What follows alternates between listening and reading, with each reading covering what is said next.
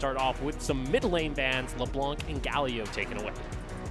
So the LeBlanc ban is something we haven't really seen against Gen9 so much as the fact that we saw it taken away by HKA when these two did clash. It's something that we only really saw in this region against Candy in spring. Of course, you have that advantageous mid-jungle 2v2, especially if Lee Sin is picked alongside it. And I think that this is, again, just giving a lot of respect over to both Gen9 and Your River, who we kind of correctly identified as the big carries of this new Alpha lineup. All right, still though, gonna be another mid lane ban coming out from Alpha. Not gonna see the Syndra coming out from Uniboy. And then also a Karma ban here on the side of AHQ, but also targeting toward Your River with that Nidalee getting taken out as well. So the Karma ban is, very, very sensical, as it were, because it does mean that Yursan will have a little bit more difficulty pushing up for some priority there and actually fishing for some of those more creative invades in tandem with Your River. But here you go, though. Ooh. Who made it through the bans? It's actually going to be this Varus getting locked in here for the bot side of AHQ. Yeah, not necessarily a champion we've seen too much of, whether it's just randomly banned out or whether, teams just opt away from it. This is AHQ saying, look, let's play for that early to mid game and match Alpha blow for blow in their early aggression. I mentioned in in pre-game that Alpha do trend towards the Rift Herald rather than the Drake. Drake is a late game investment. Of course they don't trend towards the Drake. They want the immediate gold, they want the immediate pressure, and they want to kill you in the early game. Well, Your River going to be on more of a power farmer here, as that's going to be the Graves getting locked in. And this has kind of been one of those little sleeper picks that's coming into the PCS, it seems, as that's going to be another Sivir getting locked in. She is a good answer to some of these lane bullies and can spell shield the arrow, which is of course lethality Varus's bread and butter. You just farm out through that lane, you get some shove going, you group with your team, and really beautiful by the way, pop your ult, hard engage, get on top of that Varus and shut it the hell down. But interesting now, we have another Kindred getting locked in now back to back as Kongyu is going to be showing it in the jungle. Yeah, Kindred as a answer to Graves is something we've seen more and more of. I'm actually pretty happy that we see these junglers match blow for blow on the carries. We don't see any Trundle this time around. We're seeing pure mechanical mismatch.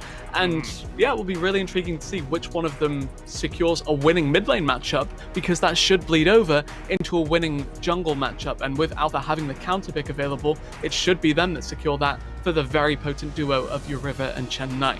Meanwhile, though, bot lane on the side of Alpha, they want to go ahead and at least match this Thresh up with the Yuumi, and that was kind of the old school combo that you had when Yuumi first got released, was this Sivir Cat combo on the hunt, popped with the ultimate, was able to lock down that frontline targets and look to hunt people down on the opposing squad. And this is the final patch we will be seeing Yuumi for quite some time, you have to imagine, of course. Champion gutted on 10-13, mana issues across the board, can't speed people up out of combat anymore, but right now still the strongest, still got a ton of sustain, and still really, really good at amplifying your rotations when it comes to hard engaging again on these squishy backline carries of AHQ. Yeah, you could say it's a farewell patch when it comes to Yuumi here, as this is going to be the only other time until we really likely see her just kind of fall back out of the meta. Let's go ahead though and take a look toward our second round of bans. It is going to be focused more or less toward the top lane, as that's going to be both a Wukong and Aatrox ban coming out from Alpha, and then the Ornn ban coming out from AHQ. Wukong and Aatrox? Do they think they're playing against PK? No. Really though, I'm looking at Leaky's champ pool. We saw Mordekaiser. You're basically seeing AHQ ban out the weak side top laners, which is kind of odd because Yuumi Sivir isn't exactly a strong side to play through anyway. But it does mean you can now focus a lot of your attention on diving the Sivir Yuumi bot lane. As we mentioned, as Yuumi, just dive them again and again and again. And it feels like Alpha, yeah, they're playing with Renekton and Graves top lane. They're going to snowball through top side of the map. So if you're AHQ, you really, really, really want to punish the bot side. And that's kind of what we saw from teams like PSG back when in the first week when the Yuumi was being picked up consistently. Play something that can go for dives, and hell, that is one hell of a dive combo coming out from AHQ. You're going to have a Mordekaiser and a Lissandra getting locked in. Yeah, thoroughly impressed with the fact that we see the blind pick Lissandra from Uniboy. It does mean he's showing Chen9 a lot of respect here, saying, look, don't pick any kind of assassin, don't pick anything that relies on burst, and don't pick anything that will get in melee range of me, because I will just lock you down for a quick Kindred drive-by. Now, interesting though, Alpha with that Azir getting locked in, you have a lot of DPS for the later game team fights. And so for Alpha, it's whether or not they can last long enough or they can at least get those items online. And then we might see, a massive Azir ultimate to try and push everyone outside of the Kindred ult. And then you have a Sivir there for cleanup. For Alpha... Credit where credit is due. Yeah, go ahead. Sorry, just the fact that we see Chen9 taking the cleanse into Lissandra, which is of course something Moonblack did not do. Yeah, we saw the what happens when you don't take a cleanse up against Lissandra back in the HKA game, where Moonblack learned a little bit of what pain was. And yeah, glad to see, Chen9 able to respect the pick of that Lissandra as... For AHQ, like you mentioned, it's trying to get this game snowballing out of control with those consistent dives into the bot lane before the big DPS comes online for Alpha in the later part. Very much an early to mid-game focus from the side of AHQ. They transition into a pick comp later on as well.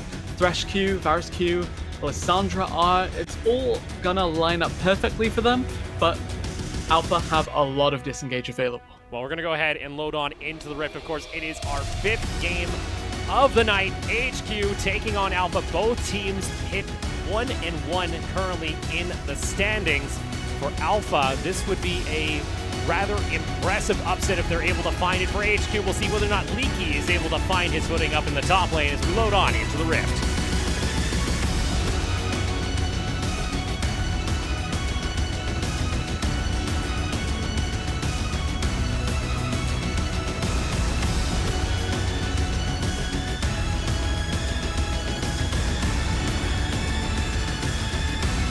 Welcome to Summoner's Rift.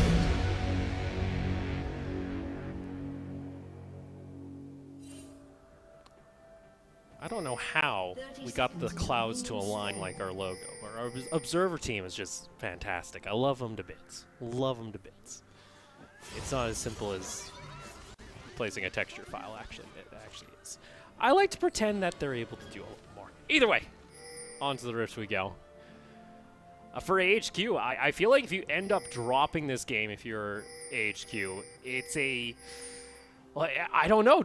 How do you feel if you're like Leaky at this point? Do you kind of feel like, hey, you're kind of bringing down the team, or are you just at the moment just looking to experiment with this roster in before the second half of the regular season? Yeah, and the thing is, as we said, Leaky didn't actually play all that too terribly as an individual. It's just that Ziv's presence as like the veteran top laner kind of elevates the rest of the team around him. And looking at AHQ's options available to them right now, you said they could just tank that first round robin to get some more experience under their belt and, test their new dynamic. And I think if there ever was a time for that, it would be now. Would be now. Again, as long as you finish in the top 8 during the regular season, you will be able to make it into playoffs. And your goal here at any of these teams, make playoffs and then at least make the final. You're able to make the final, you're able to advance on to the World Championship in China at the end of the year. And that's kind of what all the teams are kind of gunning for. And speaking of like development here, you have Alpha that is literally having to test the waters right now, considering it is a brand new squad. And Hook. That is the way to start things off here for Ysera. Gets the hook even before the spell shield has been leveled, and that is going to force both Flash, the exhaust, and the heal out of Alpha's bot lane. Yeah, you saw that Yursan held the heal for a little bit there, by the way, because you needed to not be on the Varus E on the ground to actually press that for the full effect. But also think about the fact that you have both summoners from the Yuumi, the Flash from the Sivir. Suddenly this Kindred now has a lane to gank that isn't the Azir with Cleanse, nor the Renekton who's just going to have full push against this Mordekaiser pre-6. I'm also interested here. We see Chen9 opted to go for the Hail of Blades, looking for those quick bursts of damage here in the lane phase up against Uniboy. Now, the thing about Hail of Blades Azir is that you don't have access to both Presence of Mind and Mana Flow bans, so you may need to get the Lost Chapter pretty early. We said we want to see the Yuumi get dove. This is not going to be it, sadly. Yeah. I was about to say, that's a level 2 dive coming out from Kanye. That's gutsy. I wouldn't put it past, though, AHQ to try and go for that. I was more expecting, you know, once Uniboy hits level 6, you know, give me another 4 or 5 minutes. That's when I expect this Yuumi to be dived non-stop here in the bot lane. Your River now looking for for just a gank on the other side of the map. Now that the wave is tethering back in Bush's favor. Unfortunately, Leaky gets stunned up, able to get the knockback though with the grasp. Is forced out to flash though to keep himself safe as Bush not able to finish off the kill. Played about as well as you could have done by Leaky there just to escape that. Of course, Mordekaiser, very appealing gank pre-6 because he's not really a champion.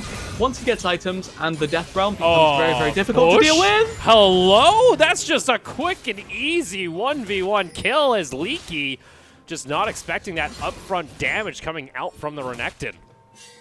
Yeah, empowered Ruthless Predator from the Renekton W, one big stun, one big burst of damage, and one very dead Mordekaiser. Of course, it does also strip the shield, so good by Leaky to hold that until afterwards, but it's too little, too late. And yeah, you see double cloth armor purchased for this Mordekaiser. Gonna be a Seekers in a long while. Oh boy, so Bush, we haven't really seen a whole lot of Bush. Obviously, he was back on the roster of Berjaya Dragons in spring, but was mainly on the substitute roster. We rarely got to see him in action. Now has found himself a starting role on the roster here of Alpha, and not a bad start here up against AHQ, which is again, on paper, a rather intimidating opponent. And actually, just pulling it back to the kind of point you made at the start of this game, this is bad for Leaky. This feels bad for Leaky. Coming in to replace the star player, saying, look, we gotta change up dynamic of the team, you're the man to do it. Lose your first game after playing decently, get what many would consider to be your signature champion again, and get solo killed at level 4.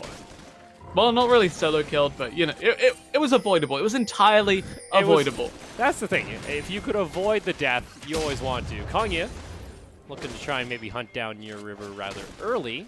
Maybe thinking of setting up for a dive. Actually has his mark spawn, but I think it was actually cleared out already here by your River, so a little unfortunate.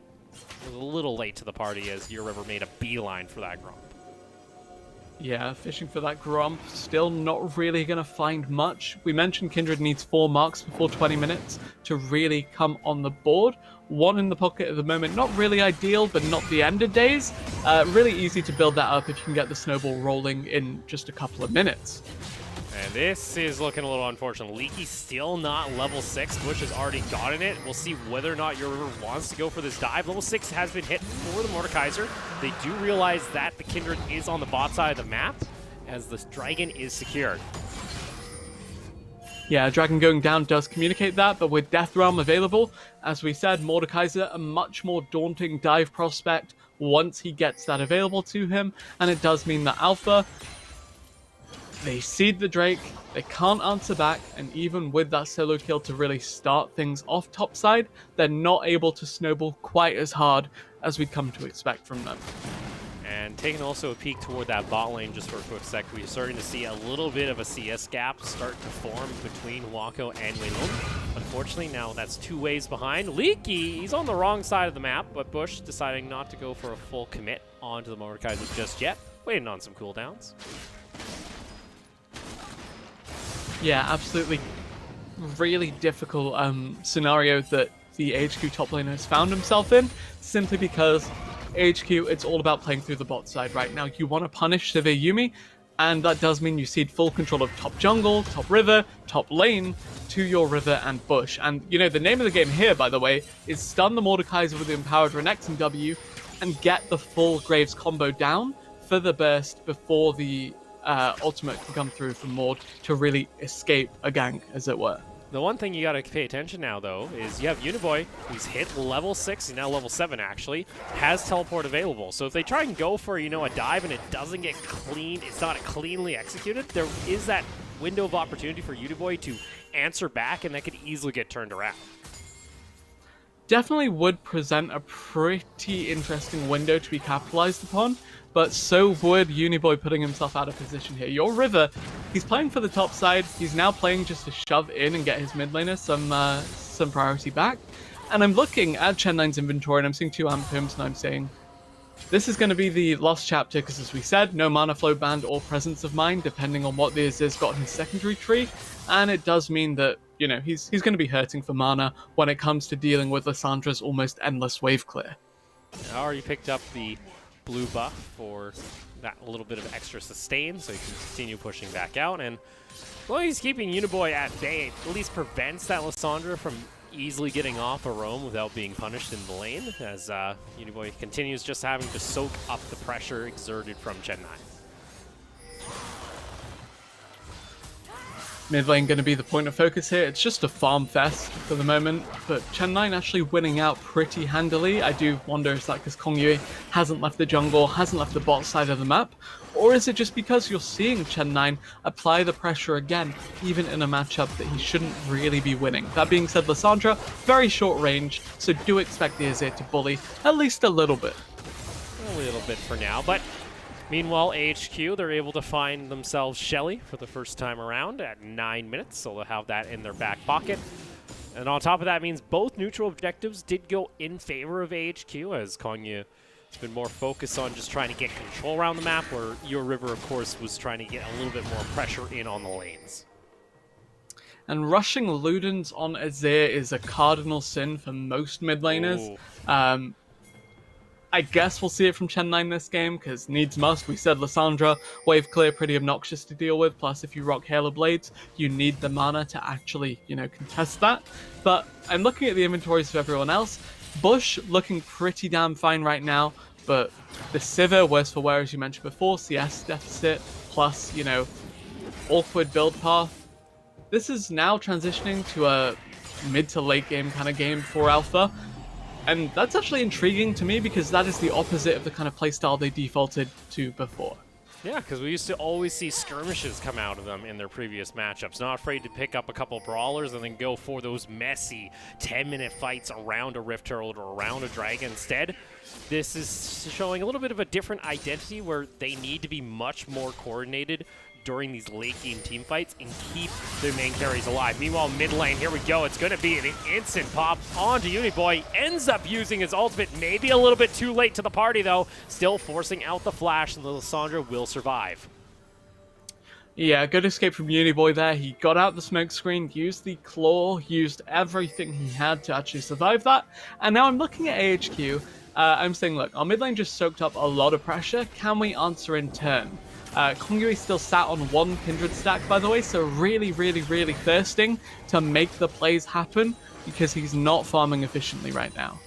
Yeah, like you mentioned, you kind of want to aim for that 4 stacks at 20 minutes, and there you go. You get yourself a quick shove in from the Rift Herald, and now gives him control back over toward the Infernal Drake if AHQ wish to start it. Uniboy, gotta be careful though, being collapsed upon, and you also have Your River in the jungle.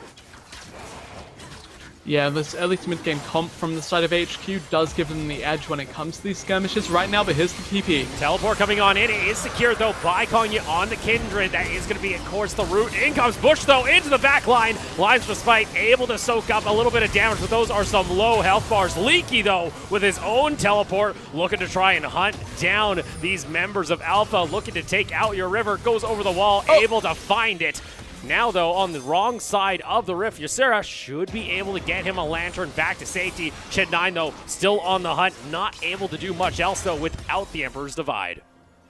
Yeah, the lack of the Frozen Tomb really hurt AHQ's chances at winning that fight after securing the dragon, but the lack of Emperor's Divide and collateral damage did mean Alpha had none of the requisite follow-up to really cement their victory there. It was a good aggressive TP from the Renekton, it was a good capitalization from the side of Alpha, but they're unable to really turn that into anything. Yeah, you see right now, you see Bush in the middle of the backline, you see those super low health bars. Any one of those ultimates would be great to have at that point to just finish them off. It's similar, having that Kindred ultimate act as the draw button at the very end to see who's going to be coming out on top.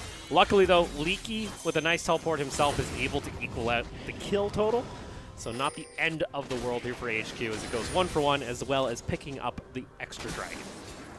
Yeah, Leaky's great escape as well was, you know, pretty nice. And now I'm looking at that fight again in my head and I'm thinking, okay, yeah, okay, I do that. But yeah, I feel judged, Opal, by your face, but okay. I look at the fight in my head, I run it back, you know, and I'm saying, look, in an ideal world, Lissandra gets a single assist at the start of it, and you have the Frozen Ghost just snowball everything in that choke point.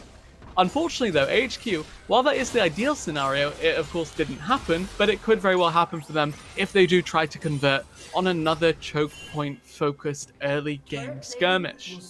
Now, I am concerned. I'm starting to see a little bit of playstyle we saw out of AHQ back in their loss, where we saw Wako kind of just always whacking away at the towers, and then a little Thresh Lantern would try and keep it to safety. But we saw multiple times what ends up happening is Wako will get caught out. So I want to keep track of that and see if they keep trying to repeat that, or if Alpha will be actually able to catch on and look try and punish that, much like what we saw during AHQ's loss.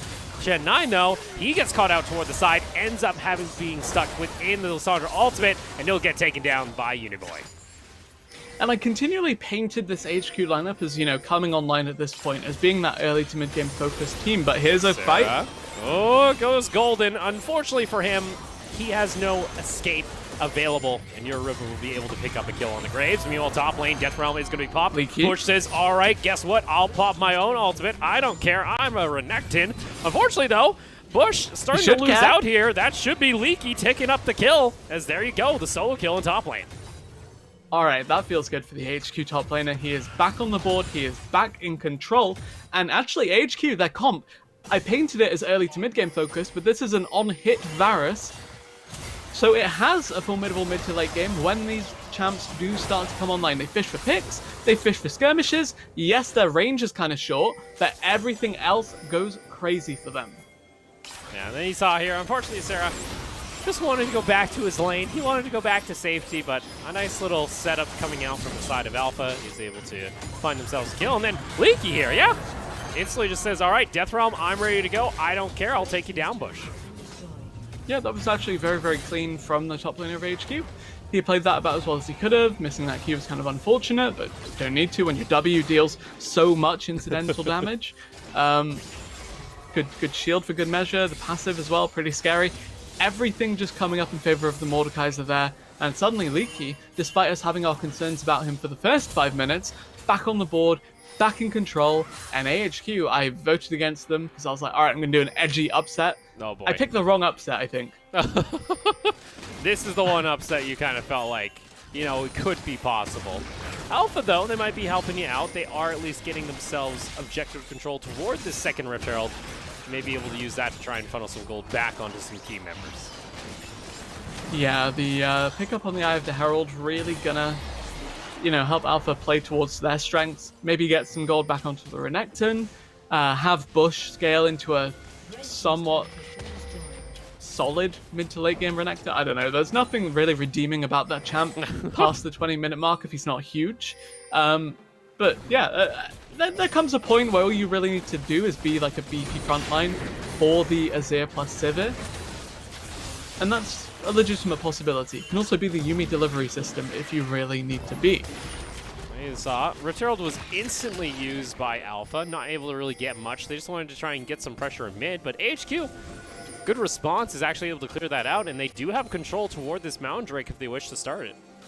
Oh no, it's Alpha perhaps going to face check.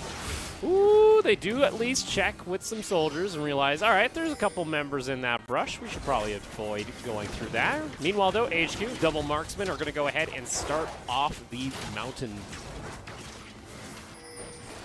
Alpha just wrangling back some mid-priority, going to say, look, you take that mountain, you push us to Soul Point, but we will open up the map now. And this gives a little bit less room to breathe for HQ because their comp, as we mentioned before, struggles when the enemy team gets on top of them. And also just gives a little bit more of a cleaner avenue towards this Baron and, you know, Baron vision control for Alpha in the next 2.5 minutes when that does spawn. We were kind of checking back in, like we mentioned, was kind of getting starved for his stacks early on in the game. Now sitting on 3, so, you know, is getting close to hitting that, you know, 4 by 20 minutes that we mentioned for the Kindred, and keeping himself at least on pace for some of these just natural power spikes he's going to have. Yeah, the Kindred, of course, it it's got a late game, better late game than the Graves, I guess, but they both scale pretty decently. They also both clear incredibly well as well. So yeah, I'd say jungle pretty even across the board. Top lane, kind of the same thing. The difference being that AHQ's utility mid laner versus the long range hyper carry of alphas. And then I think this, we painted this matchup as being mid jungle focused. I think these fights are mid focused. Who can do their job better in these drastically different circumstances between Uniboy and Chen9? And we also mentioned we expected a lot more dives to come out of this game from the side of AHQ, especially toward the bot side of the map, but during this entire time, we're almost at 20 minutes, and Wei Lun has yet to die at this point here on this server. He's starting to scale up decently once he gets toward his second crit item, that Infinity Edge, and that Sivir will be able to do some decent damage throughout the fights with the Ricochet, and I felt like we've lost a little bit of that opportunity that AHQ had to really try and punish this bot lane. Yeah, you definitely do have that late game win condition of Sivir Yuumi just taking over the game. I also like the Mikhail's rush from the Yuumi to really bail out anyone that's, you know, locked down by the Lissandra. But also consider the fact that you now have Alpha's mid jungle actually not being super volatile this time around. You didn't see any real aggressive pathing from either of them. They haven't done too much at the end of the day. And this game is a lot less bloodthirsty than perhaps we kind of imagined. Yeah, it's kind of calmed back down. We're starting to see a little bit more of the, I guess, slower pace of the PCS, similar to what we saw at the beginning of spring, where teams are playing a little bit more calm and collective, similar to what we see over in the LCK. But Alpha going to continue just power farming with your river, and I think our next fight point, our next break point when it comes to the action is going to be this upcoming Mountain Drake as AHQ can look to secure Soul. Yeah, AHQ, they have a really, really good mid-game skirmish. As I said before, kind of hampered by their ranges. Yes, Lissandra's ranged, Varus is ranged, Kindred's ranged, but all of these champions can only really auto-attack you from like 400, 450 units away, so it's nothing compared to the Azir, and if you're in range of a late-game Sivir with Yuumi attached, I don't think you'll live for very long. Yeah, that's not a pretty sight to behold. You never want to be that close. So with that, 3-3, 20 minutes. Gold, it's still a 3,000 gold lead in favor of AHQ, and you can see where mainly that gold has been funneled primarily on Uniboy as well as Waka, who's been just farming away on this Varus, but not that far ahead actually of Wei Lun. It's only a couple hundred gold, so in all honesty, I expected this game to kind of get blown apart in the early game one way or the other, but we've kind of just staled out, and it's both teams just clearing out waves.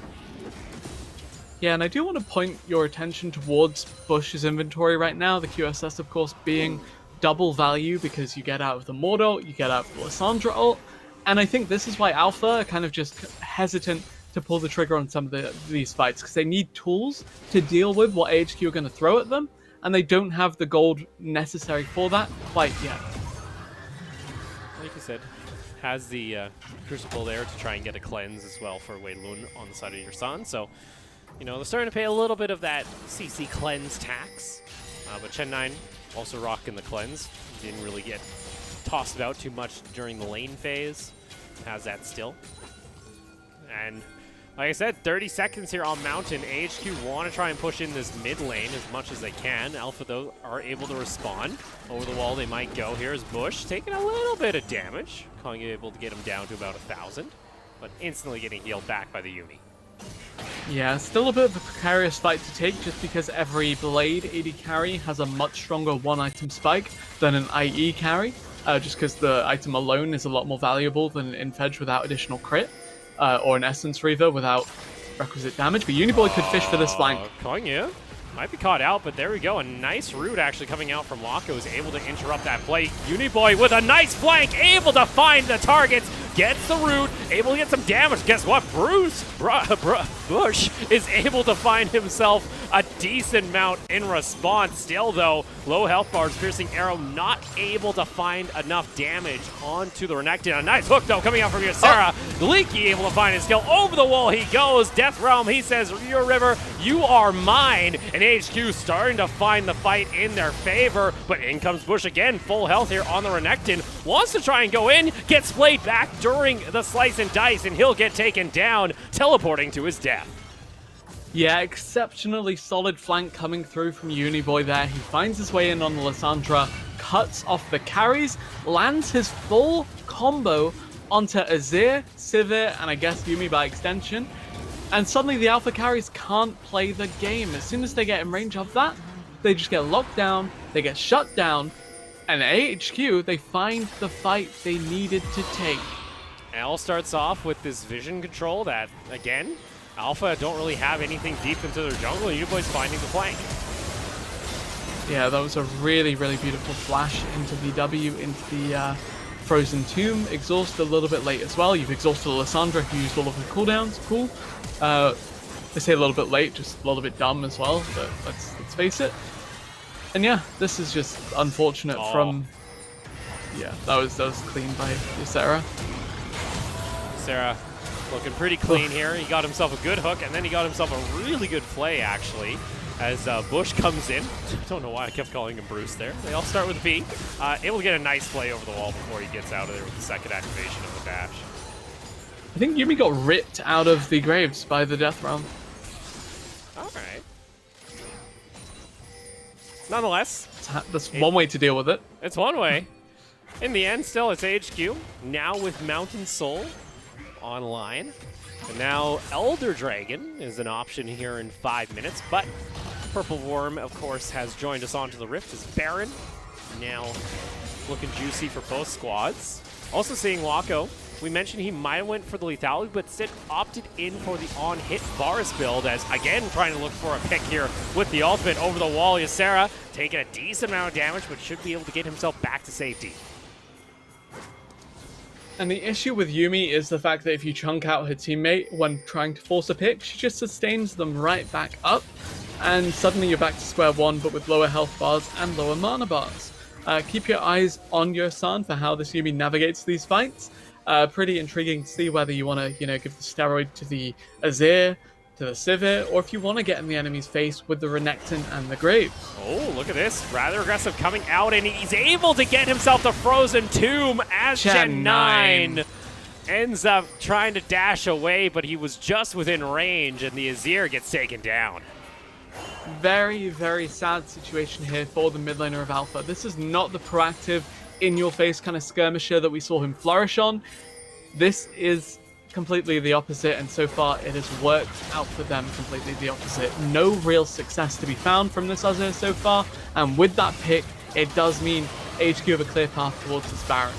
All right, Bush over the wall. Your River is also nearby, 1,000 health, and unfortunately, a little bit too late here on the side of Alpha, as that is now Baron secured by AHQ alongside a 7,000 gold lead.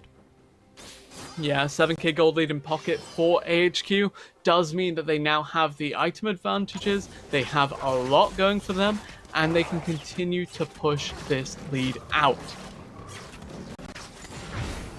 So there we are. AHQ now firmly in the driver's seat when it comes to this game. Alpha, there's still that opportunity, like we mentioned, the uber-duber late game, where, Wei Lun as well as Yursan, with the help of the Azir, might be able to get enough DPS during these fights that they're able to carry it back, but for now it's kind of up to HQ to be the ones that try and close out this game. Yeah, and the way to do that is just to continue to find picks with Thresh and Lissandra and set the rest of your team up for success. They can play 1-3-1 if they really want to, TP in pocket for both of them, but while they have Baron buff, I'd say just push in and then go for a bit of a shove mid. But of course, that is a little bit difficult when Azir and Sivir have so much on-demand wave clip. Now you see HQ even using the additional landscape to their advantage, looking to set up a possible pick. Instead, Alpha not really falling for it. I'd say the one thing it feels like here for AHQ is they've not been able to really build up any pressure on the side lanes just yet, and it's just easily getting cleared out. And at least for Alpha, as long as they're not losing out on, I guess, an inhibitor tower, I think you'd be happy that you don't lose out more as in this Baron. Definitely does put the question as to how much can AHQ take with what they have right now. Again, as we mentioned, pushing all three lanes because you can't hard commit for mid versus a Sivir and an Azir. So yeah, I'd say AHQ, they're limited in their options, but they're doing what they can right now. Oh, Uniboy gets a bit aggressive, ends up popping the Proto Belt, but immediately uses the claw to get back to safety, and that's going to be their 5th tower of the game picked up. And now Wei Lun, unfortunately, bud, you've been doing a swell job keeping that tower alive, but it shall fall. And just kind of doing a little bit of the sweep here on the side of AHQ, picking up the standing gold on the map still, and about a minute now until Elder Drake spawns. Chen 9 does have cleanse now, so it's not a terrible situation for the alpha mid laner to be in, but he's also down 3 levels, can't match Lissandra in a side lane, and could find himself caught here. Leaky. Leaky. That's a lot used here, actually. That was both On the Hunt as well as Final Chapter being used on by the Yuumi. And it only gets Leaky to about a third of his, he loses about a third of his health. So a little unfortunate. Picks you would like to see, unfortunately don't end up happening. And in the end, it's going to be about a 3,700 gold advantage coming off that Baron buff. And like we mentioned, pings coming out toward the Elder Drake. Both sides feeling a little bit blind when it comes to the river, but still some deep vision from AHQ will give them enough warning sign if they wish to set up a trap. Yeah, Wei Lun paying his own QSS tax right now. It does put a bit of a damper on the Civis scaling. You need about 3-4 items to really contest the on-hit Varus to really, you know, be able to face tank damage while just shredding through the enemy team. And AHQ, look what they've done. Yeah, they just easily pick up a free Elder Drake as Alpha are looking to try and force out 2 side lanes. All right, that's a free Drake for AHQ any day of the week, and Alpha just kind of look like, well, if you look at the map, they're all over the place. Here, Graves trying to invade jungle, while AHQ are pushing mid. I mean, to be fair, your River did play most of the early game in the enemy topside jungle, wasn't really able to convert it into anything, and won't be able to convert it into anything this time around. Gonna lose their bot tier 3 here, sorry, you have to imagine, and the inhib gonna be swift to follow. So a little bit late to the party is Alpha, as that's gonna be the inhibitor falling here, and now mid lane gonna be the main target. Oh, Elun! Burning down, able to get a heal back in time before he gets executed.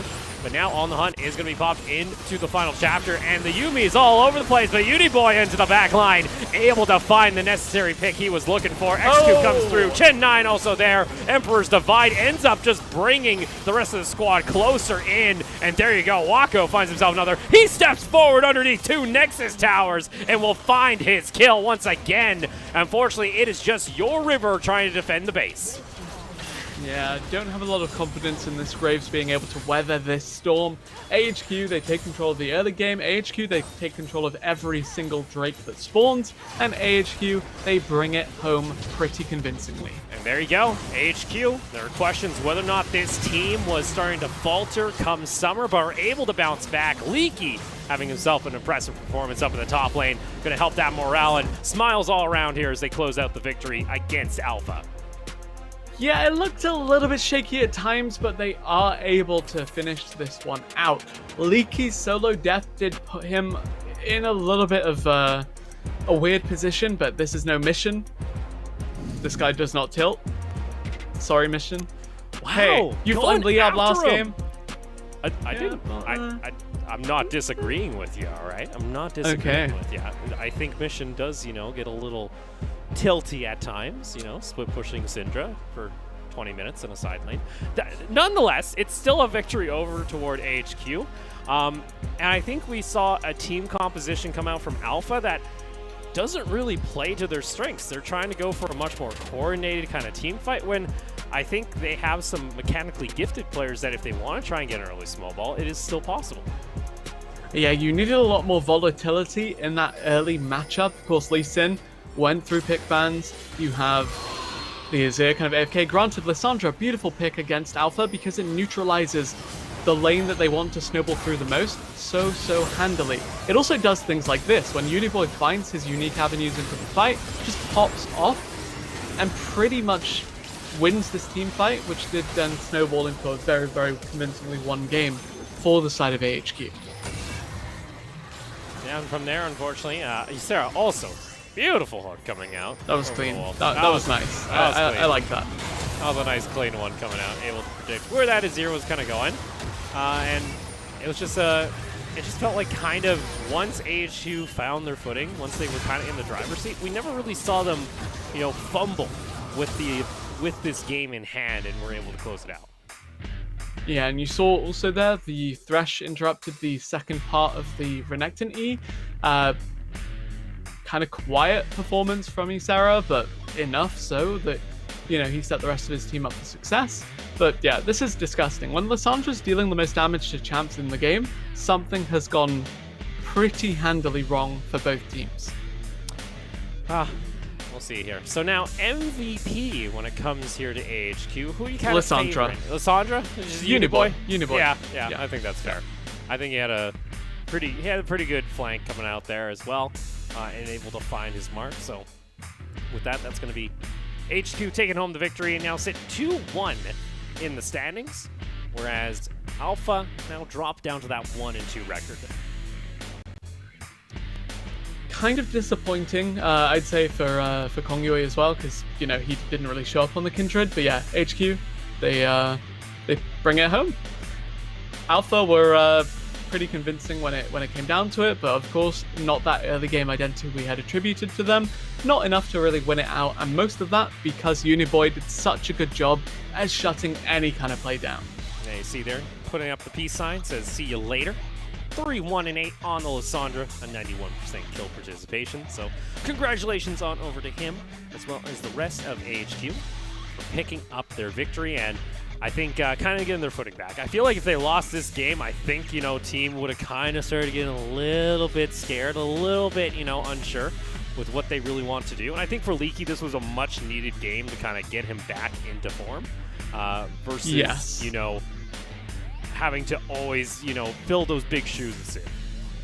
Yeah, also very, very good for the rest of the team because it shows that they can win without Civ. It shows that they can, you know, perform up to standards even without that all-star top laner making the decisions for them or, you know, being that focal point. And it does mean that they now can, you know, afford to play around mid, afford to play around bot. Though, granted, we didn't really see all that much in terms of early proactivity, so much as everything just going right for them. 这一季的第二胜，然后是否可以分享一下 HQ 本季的一个目标呢？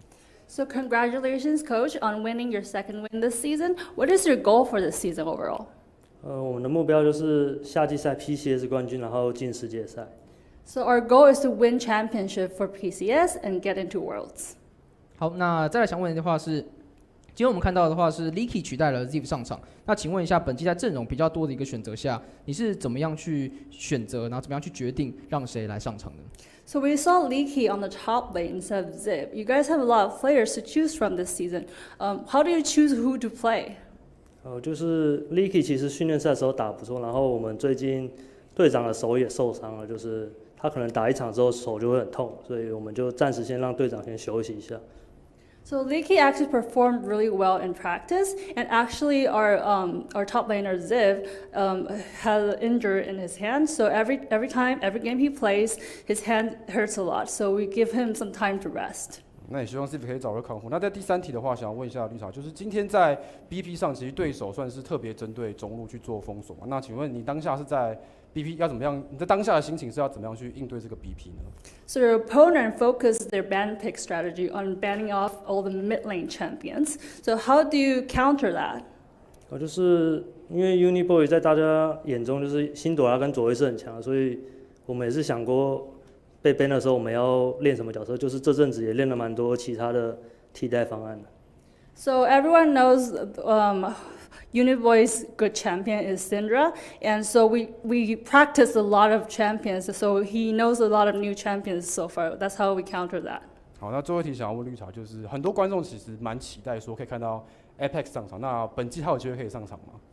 So a lot of audience actually really want to see Apex playing in the season. Is it possible that we're able to give them their wish? 就是要看我们训练赛的时候，然后再安排比赛要怎么上场这样子。 It depends on what I see in our scrims and our practices and decide who to play. 好，那也非常感谢绿茶接受我们的一个采访，也恭喜 AHQ 在今天获得胜利，也希望你们在之后的表现可以。 Well, there you go. We get a little bit of insider information. Of course, thank you, Patty, for the translation and interview with Green Tea. And we kind of got an answer, you know, why they have been playing Leaky. And it seems like they just want to give some rest to Civ. So, you know, he's not overworking himself, getting himself possibly set for the World Championship. Yeah, I can completely understand that. Of course, Leaky performing pretty admirably regardless, and AHQ, they've got a more than 6-man roster, I believe, but these 6 definitely are making things right for them.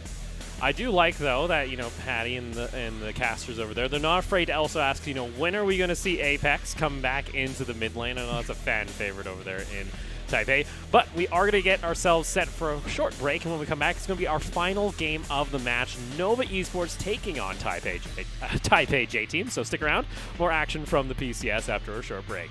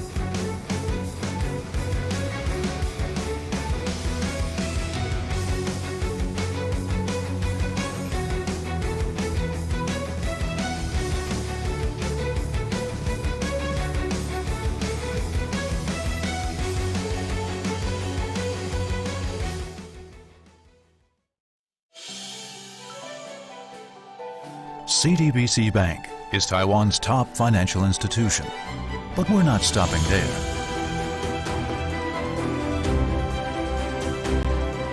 We're crafting an international brand and already have over 260 outlets in 14 countries.